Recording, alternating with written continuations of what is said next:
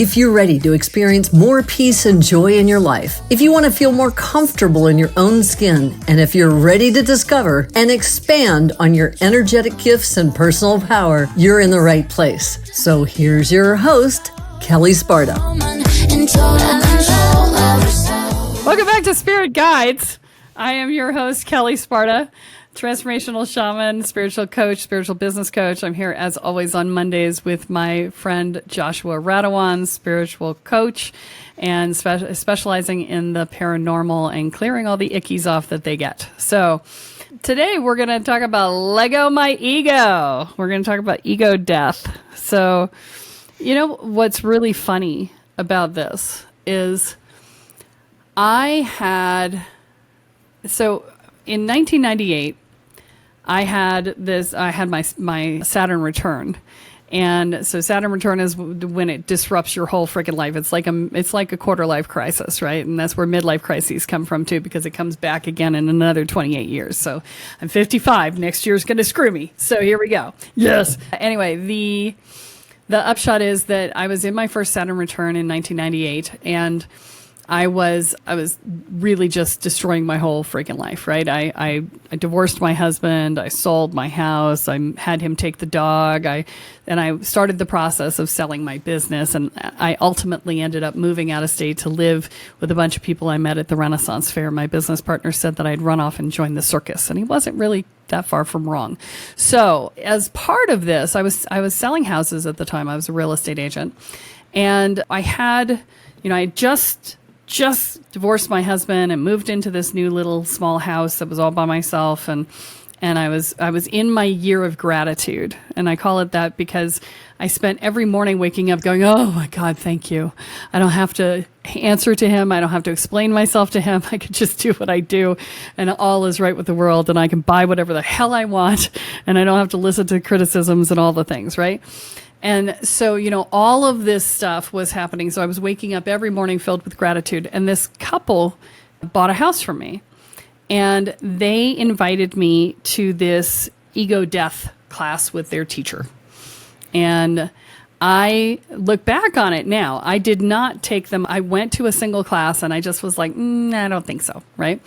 But I look back on it now and I'm like, I could have supercharged. Right? Because if I'd gone now maybe not. Maybe I'll go through my life review and find out that no, this guy was a fake teacher or whatever. But I don't know now. But I was very early in my doing my inner work process, and so. But I just didn't have the bandwidth for it. Is what it came down to. I was just like, I just want to be for a bit, But the ego death thing.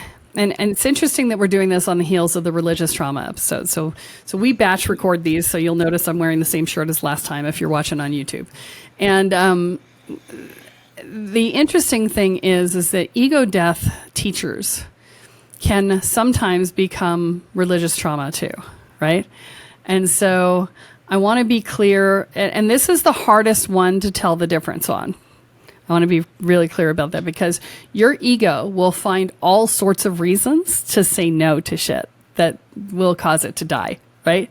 So let's define this to begin with. So shamanic death, ego death, same thing. The concept is that we have a personality, an identity that we believe is us. And it generally isn't. Okay, it's some version of us, but it's some twisted version of us based on the stories and beliefs that we're holding, right? We are so much bigger and so much more than what we believe ourselves to be. And the process of going through ego death is the process of stripping away all of those beliefs and assumptions and, stories that we have about ourselves that are keeping us small, right?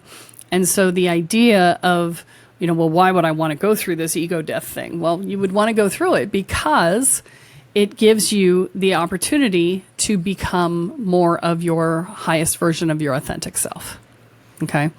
And so when we look at this, we're looking at the piece around how do we die to ourselves, right? And two, what are the resistances that happen to keep us from doing that? Because your ego has a survival mechanism, just like your body does, right? It's like, I don't want to die. Your ego doesn't want to die either, right? Because it's an identity. It's its own construct. And when you cease to be that person, it ceases to exist. And so it doesn't want to die. So when we do this work, we are putting ourselves through experiences that cause our ego to die over and over again. And, that's what the death card is in the tarot as well, right? It's oftentimes, most of the time, it is the reflection of a death of a sense of self or the end of something that's going on in your life or something like that. Could represent a spiritual eviction. If you listen to that episode that I did with Catherine, it could represent a lot of those things, but one of those things is the ego death. And ego death is how we grow. And when we believe ourselves to be someone different, then our experience of life is different. This is why when I talk to people about what I do, I don't do personal growth skills, although, I have some of those, I do offer them. But what I do is transformation. I change the way that you see yourself and therefore the way you perceive the world and therefore your experience of the world, right? And so when you change things at an identity level, then you don't need the personal growth skills to manage your quote unquote bad emotions because you're not having them anymore, right? Instead of seeing the world as a violent place out to get you, or, where you can't trust anything or anyone, or where you're constantly waiting for the other shoe to drop because something horrible is going to happen or whatever. Instead of all of those things, you are now looking at the world and going, oh, the universe is conspiring for my best interest. And, I wonder what this is going to bring. Oh, this is unpleasant. I wonder why I'm having to do that, right? There's got to be a reason. What's the lesson I'm getting out of this, right? It's a very different perception of the world. And therefore, you don't have the same responses. And so you don't have to manage those responses in the same way, right? And so this is why you do ego work as opposed to doing personal skill building, right? Because the skill building will change the way you behave, which will change some of your experience of the world. But it's not going to change your inner experience.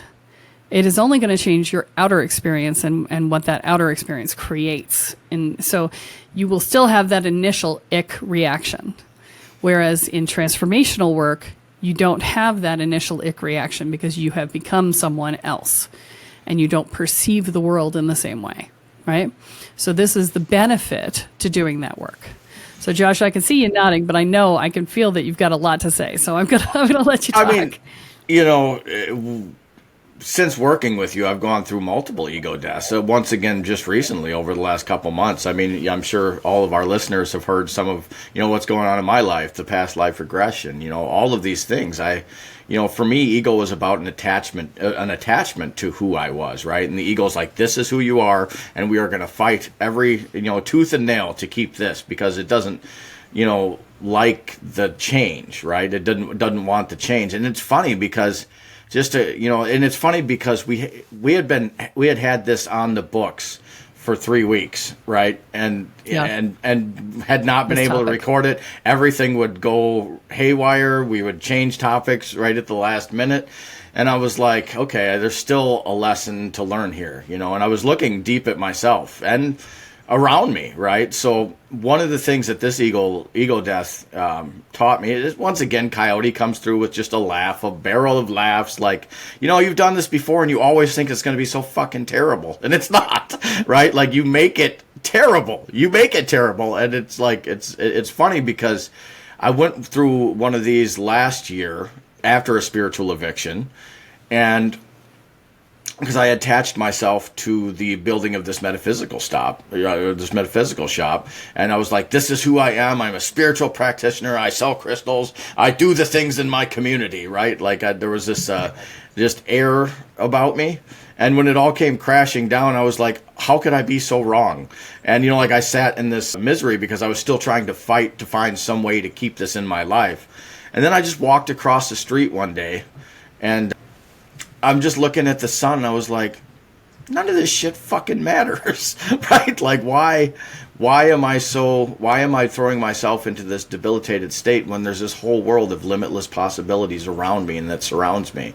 And from that place, I've made some of my greatest growth. But this last one was interesting because it was about control, deeper level control issues, right? Like, my ego was showing me, and it's funny because I've had dragons come lately, and like it's funny because we wrote this song. We were listening to Furry Leash, the classical song. I think it's Beethoven, or yeah. Yep, that's Beethoven. So me and Cassie wrote a song called Furry Leash, right, on guitar that we both play. And the dragon showed up and they had a furry leash on me. And I was like, I don't like that. They're like, well, how do you think all the people that you are around like the leash that you have on them? I was like, oh. I was like, rough. But it was great. I know. And I was like, that's great. And it's, like even the last couple days, I've noticed that, well, I've dropped so much of my outer judgment, right? And my inner judgment especially. The inner judgment's really, really just been so much better. But the outer judgment still, from time to time, pokes up. And it did during this ego lesson because I wasn't accepting people for who they are and still trying to control scenarios, the illusion of control. And what happened is it tied into an unconditional love piece. I was like, why are you not just loving the people that you have in your life for exactly who they are and not who you expect them to be? And the ego just powered down, right? Just powered down and shifted. And this is one of the reasons that this episode, because I've been flirting with it. I put this, for the record, I put these episodes out there so I step into the energetic of it. This is, once I learned when I started stepping into the morphic field of this podcast with Kelly, and I noticed that I was going through shifts related to the topics we're consuming or that we're doing, I decided to put things that I've struggled with for a long time in here. And, ego death was one that was, we've been through many of them, and I could feel that it was necessary to come. I see you over there smiling because you are the energy of change. And, I love sitting with it, and it's, so that's been my recent experience with ego death, and it doesn't have to be as hard as we make it. It's just, only ego wants to kill the ego. And when we hear the word ego death, we think this. I like who I am. I worked a long way to get to here. I was like, I don't want it to die, right? But the truth is there's pieces I ask for in growth, and for that to happen, certain parts of me do have to fade into the background of who I once was. So, yeah. So, That's really funny that you're using the podcast as ritual. That's fantastic. I love that. So yeah, it's very interesting.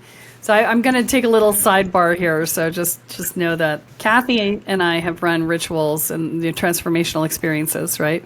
Retreats together. And inevitably, when you put together one of those retreats, the moment you start talking about it and working on it, it starts working on you. Right. And so you have to do all the work first before you can go in. And Josh, you and I have had this conversation, right? Because you did the healing through the chakras and you're like, oh my God, it's working on me. And now we have to do all this work. And I'm like, well, yeah, like that's sort of the nature of the beast. Right. And so I had not thought about the podcast as being like that. But when I think back on the people who have co-hosted with me, I'm like, yeah, I can see that now. That's why you were seeing me giggle, because I'm like, oh yeah, okay, yeah. It's like being on an express train, right? So that's awesome that you recognize that, because I've been podcasting for 7 years, and you're the first person to bring that up. So, but yes, that's really funny. Anyway, so ego death. Let's come back to the topic. The topic is, so I want to talk to you about how do you navigate an ego death, okay? Because oftentimes you can tell when that's happening. You know that you're being challenged to grow, right? And initially, the resistance patterns are way high. They're super, super high. They're just like, no, I don't want to. I need to be able to be the person that I am. If you've got this going on in your head, you're probably going through an ego death, and your ego is trying to survive. Okay, just for the record, because it always sounds like that, right? And it's this victim energy, and it's this whininess, and this can't make me, very much 2-year-old oppositional energy, right? And so you'll know you're in an ego death if you're having that internal experience. So we'll start with that. That's number one. Number two is you have to look at the thing that is coming out the other side. Now, you will not always know what you're going to end up with. In fact, almost always you won't know what you're going to end up with, right? However, you can do some hacking of the process. And the way to hack the process is to anticipate what the end of the process looks like. And so when I say that, what I mean is you will look at it and say, okay, so this is, so for instance, when I've been working on, getting over the fear of being famous, right? And so I have been trying on what would it be like to be famous? And, I've manifested different people into my life to talk to about what their experience of being famous is and what it's like to be that person. And what's really funny is that, my brother-in-law used to be a manager for B-list celebrities. And I could have just called him and said, what's the experience? And it never occurred to me. I'm just in this moment realizing I could have just called him and he would have told me, but it never occurred to me. Anyway, because, as a spiritual teacher, the best I could ever hope for would be B-list celebrity status, right? In terms of fame, right? Not that I was hoping for fame. I was afraid of it. But anyway, the point was that you can look at the thing that is holding you back, and you can anticipate what it's like to be over the thing that's holding you back, right? And you can borrow from other people's experiences to kind of get a sense of what that's like, right? This is why if you want to suddenly make a lot more money, listening to podcasts of people who make a lot more money than you, hanging out with other people who make a lot more money than you, all of these things are ways in which you borrow their experience so that you can learn how that feels to have that imprinted on you and say, is this what I want? Because we often have fears associated with the thing that is coming, or else we wouldn't be not there yet, right? The fears or the stories or the beliefs or the assumptions that are in the way are the things that are keeping us from being there. And if you're not there, you have some of those things, right? There's no in between. You would already be there. If you want something and you're not there yet, it's because there is a story, a belief, or an assumption that is in the way. And it's not something outside of you, it is something inside of you. So you have to dig to find what those things are to remove them so that you can then have the ego death and move into that new state of being. Okay? And so borrowing other people's experiences to be able to see around your assumptions and your beliefs and your stories is how you can do that in a more efficient fashion, right? And then the other thing is to not invest in the resistance, which is the piece that Josh is still working on because he loves his resistances. But and I did too for a long time. I really did. I was like, I'm going to do what I want to do. I'm fucking stubborn, and this is the way it's going to be, and you're not going to tell me how to do it. And this is why we're able to. This is why we're able to identify them, though, in our students, and in ourselves, less so in ourselves while we're going through it. Usually I have to go to you. I'm like, Kelly, what the fuck's going on here? You're like, I know, because I've been there. Yeah, been there, done that. Bought that T-shirt. Haven't burned it yet. Still in my closet. Yeah. Yeah, so the upshot, though, is that as you're going through the process, one of the things that I find is the most stubborn people tend to be the ones who are most successful spiritually. And I don't know why that is, except that I think maybe the stubbornness is what keeps us from quitting when other people quit, right? We're like, now I'll figure it out. Just as much as we resist the work, we also resist quitting the work, right? So it ends up in equilibrium, and eventually we get there. But when you're in that resistance space, the important piece is to ask yourself, okay, what am I getting from this resistance? What is this resistance giving me? Why am I investing in this? Well, because it's right. Is it? Is it right? Or is it keeping me here? And what is keeping me here doing? Right? So I started at the beginning of this saying that, ego death teachers are kind of hard to tell whether you're being encouraged down the ego death path or abused, like in the religious trauma, which is what I was referencing back to, right? And so here's the thing. I'm teaching you how to do your own ego death process so that if you decide to work with an ego death coach, you can recognize the processes, right? And you can recognize when they're in their ego trying to push you for their benefit versus for your benefit, right? Because nobody becomes an ego death coach who isn't going through ego death themselves, right? That's just, you can't. You're in the morphic field of ego death, and you're going to be in the midst of it forever, right? That's just the nature of the beast. Trust me, I know, I live this shit, right? So you want to be sure that the person, because sometimes, will confront you because you need confronting. It'll be, are you aware that you said this and you said that? And they are mutually exclusive.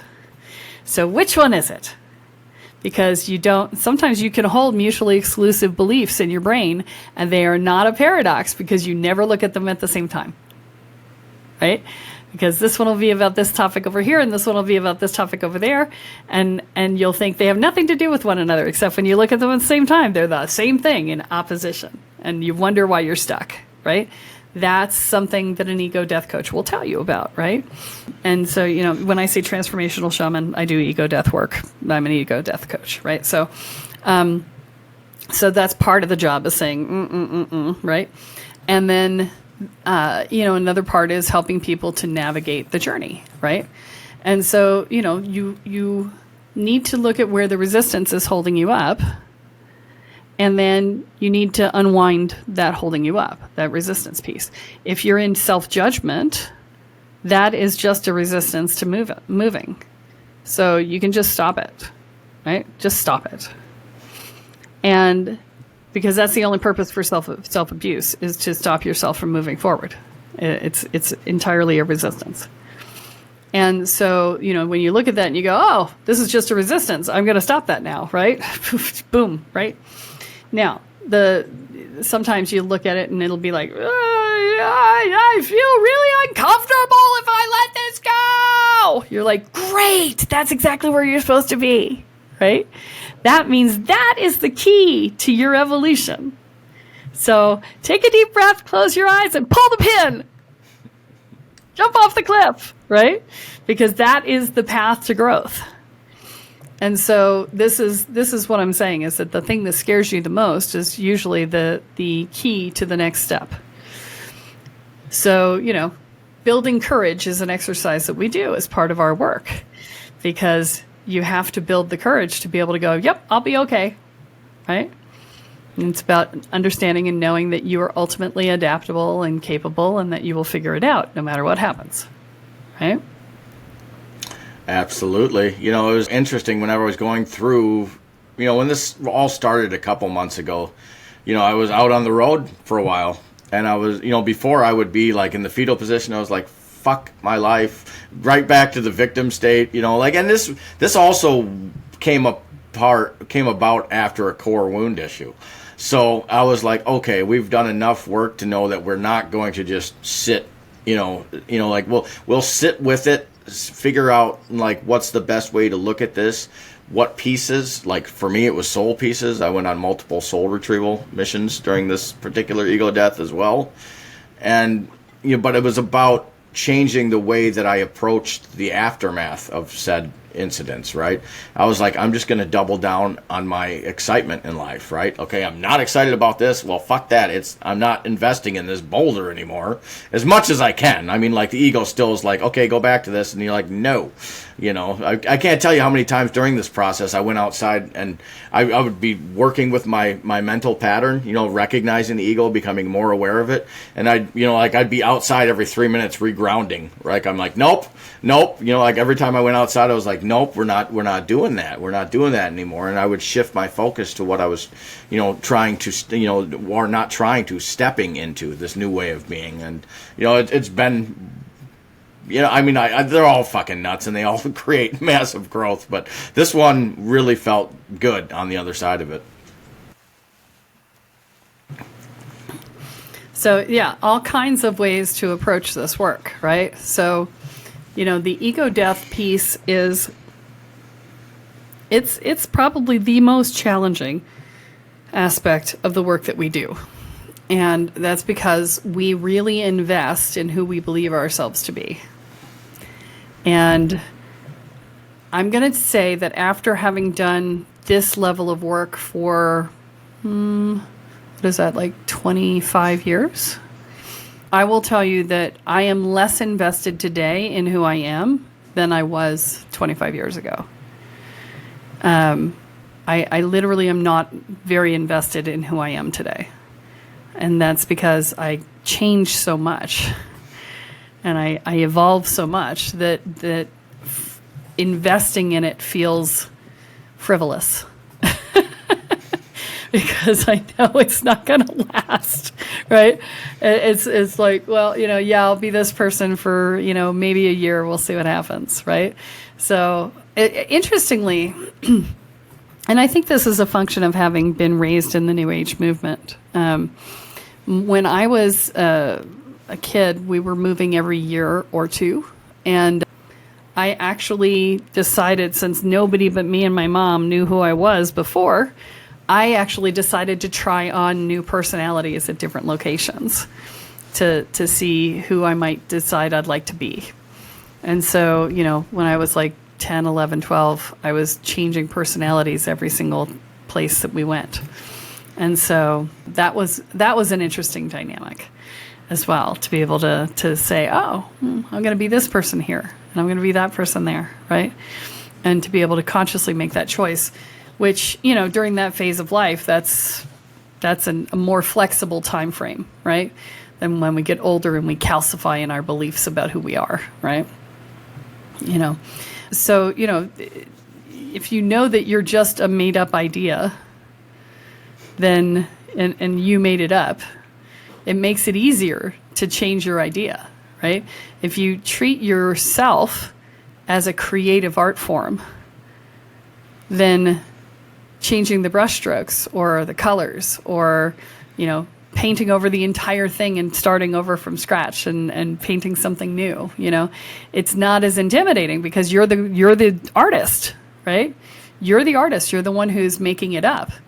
And you have been making it up all along. You've been making it up with help from your parents initially, so they created the base layer, right? Which is why sometimes people are like, "Yeah, we're just going to gesso over the whole thing. We're just going to whitewash the whole thing over, put the gesso down, put some base color on. We're going to start over," right? To be able to do that is powerful. If you had some toxic upbringing in the beginning, right? And at this point, I'm not doing toxic upbringing work. I'm doing, highlights and different colors and changing different sections and whatever. So, there's always this sense of, ooh, who do I want to create myself to be today, right?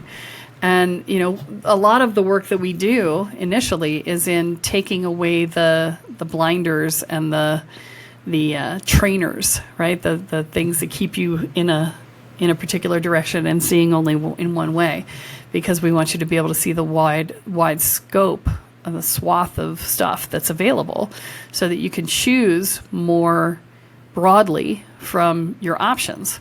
And a lot of times we internally limit our options based on our belief structures. Well, I can't do this. I've never done it. Well, just because you've never done it doesn't mean you can't do it, right?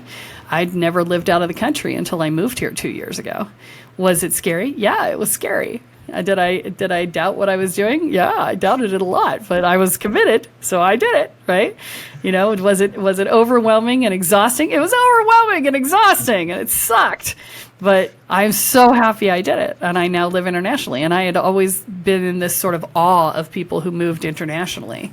And now I'm like, oh, yeah, I could do this again if I had to. It's like, I've done it once. It's usually the first time you do it that intimidates you, right? So, it's about shifting our belief structures about who we choose to be and who we intend to be. But it's also about giving ourselves permission to dream bigger. Right.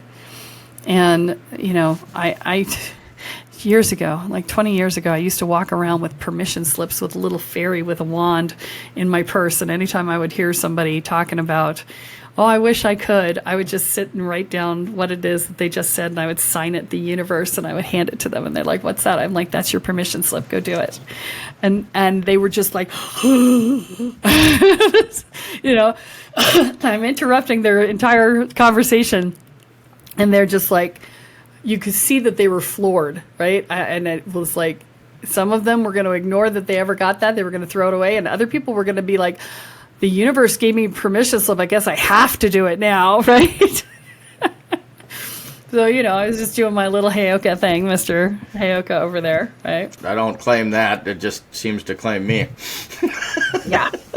So, but yeah, you know, this is what we do, is we're little disruptors, right? Gardner, so anyway, weavers of dreams at the loom of the mind is how I like to look at it. Yes. Yes. So, you know, and so let me finish up the ego death process. So you face the fear, you address the issue, you try and guess where you're going to end up on the other side, and try and get yourself used to that idea to help you release whatever the resistances are to it. Notice what the resistances are that come up, and then jump, right? And then on the other side, you're going to find that things are amorphous for a while. You're going to find that you're like, I don't know where my edges are. I'm not sure what's going on. I don't know who I am anymore. That's good. Okay? Resist the desire to put it back together again and understand it with the front of your head too quickly. Because you will go backwards into old belief structures if you do that. So you want to sit in the not knowing until things coalesce of their own accord. Okay, so that's the end of the process, is when things coalesce of their own accord. And then you can experiment with what this means. I remember the days that I had let go of something. I don't remember what it was, but I remember something, you know, I had several experiences in the following weeks, and they were things that would have really pissed me off before. I mean, like, so pissed me off before. And I had the experience, and I was like, I don't have a response. And I went looking for the response. I was like, am I upset? I should be upset. I'm usually upset. Why am I not upset? Am I upset? Let me look. I'm like sitting there for 10, 15 minutes going, why am I not upset? I'm not upset. Why am I not upset? You know, like, because it was such a knee-jerk reaction all the time, because that's how I would have responded. But in one of these evolutions, I wish I could remember what it was, but I ended up with this lack of upset over the things that people were saying and doing. And I'm like, I really am not upset. And I'm like, maybe I'm lying to myself. Maybe I'm upset and I just don't know I'm upset. Maybe it'll come out later. You know, I remember these thoughts, right? It's like, no, I just wasn't upset anymore, right? Because I had stepped into a new way of being and I just didn't care anymore, you know? But I couldn't believe that I didn't care because I cared so much before, right? And so, but that's the sort of thing that happens on the other side, is you find yourself being different and going, what? And that's just what that one was. So, you know, these are the things that can happen. And so with that, this has been a longer episode. So I think we're going to call this good. I'm going to invite you to imagine yourself to be the person that you really want to be, not imagining the person to be the person that you feel limited by. And to open to the idea of what that would look like, to pick a life you would love, in Catherine's language. You know, what is the life you would love, and how do you live into that?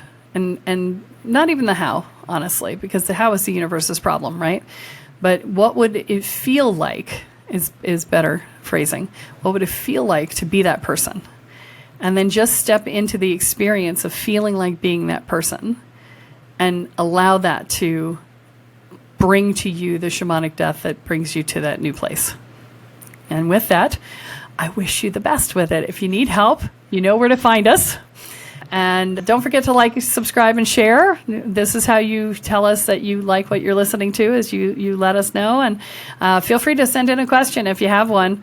If you're running up against something and you want to know more, let us know. We are happy to read your question on the air and answer it. And I do respond to all the emails that I get. So please let me know.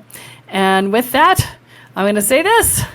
Don't forget, what you focus on expands, and what you intend is what you create. So choose wisely.